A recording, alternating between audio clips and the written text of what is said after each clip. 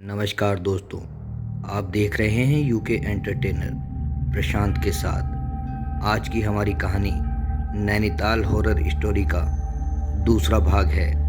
अगर आपने इसका पहला भाग नहीं देखा है तो डिस्क्रिप्शन में लिंक दिया गया है, आप वहां जाकर इस कहानी का पहला भाग देख सकते हैं। और आगे बढ़ने से पहले अगर आपने हमारे चैनल को सब्सक्राइब नहीं किया है तो सब्सक्राइब करके बेल आइकन दबा लीजिए, जिससे कि नई वीडियो की अपडेट आपको मिलती रहे।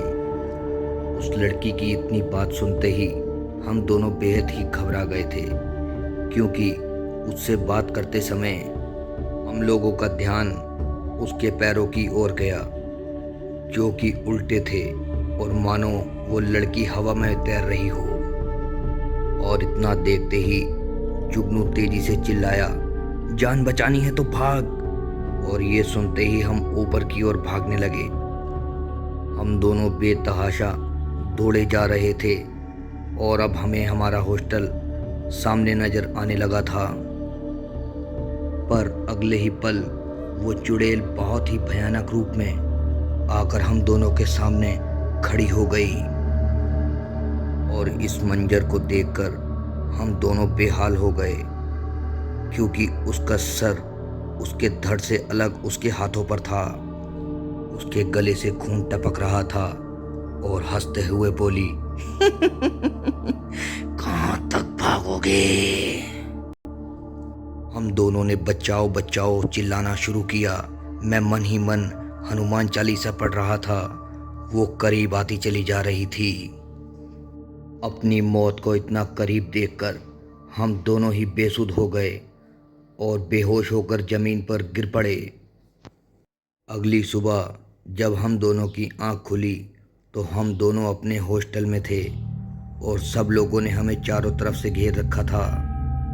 और जुगनू होश में आते ही एकदम से चिल्लाने लगा, वो मार देगी हमें, वो हमें जिंदा नहीं छोड़ेगी, वो हमें मार देगी। उसको शांत कराते हुए सब लोगों ने रात में घटी घटना के बारे में पूछा, तो हम लोगों ने उन्हें सारी बात बता दी। हमने उन लोगों से पूछा कि हम यहाँ कैसे पहुँचे, तो उन्होंने हमें बताया कि हमारे चिल्लाने की आवाज़ गार्ड ने सुन ली थी और तुरंत ही हम सब लोगों को लेकर उस जगह पर पहुँच गए जहाँ पर तुम दोनों बेहोश पड़े थे। इस तरह हमारी जान बच गई। और वहीं हमें गार्ड ने बताया कि उस लड़की को पिछले कई सालों से वहां भटकते हुए देखा गया।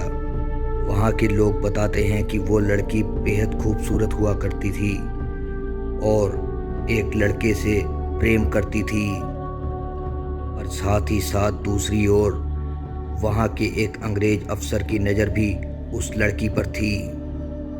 और वहीं जब एक दिन उन दोनों की शादी होने वाली थी तो रहस्यमयी तरीके से लड़की की लाश जंगल में मिली, वो भी बिना सिर की। और लड़के का आज तक कुछ पता नहीं चला कि वो कहाँ गया।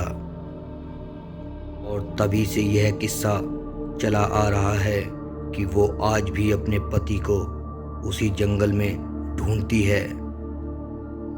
और तुम दोनों ने इस रास्ते से आने की गलती करी।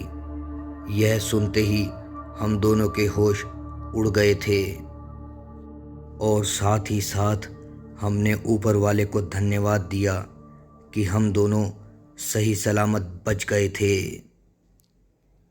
3-4 दिन बीमार रहने के बाद हम दोनों अपने अपने घर चले आए और कुछ दिन घर में बिताने के बाद यह किस्सा धुंधला पड़ गया।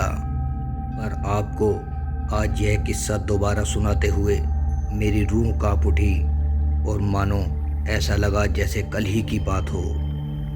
तो दोस्तों, आज की कहानी में बस इतना ही। मैं उम्मीद करता हूँ आपको कहानी पसंद आई होगी। और अगर आपको कहानी पसंद आई हो तो हमारी वीडियोस को लाइक करिए, शेयर करिए, कमेंट करिए।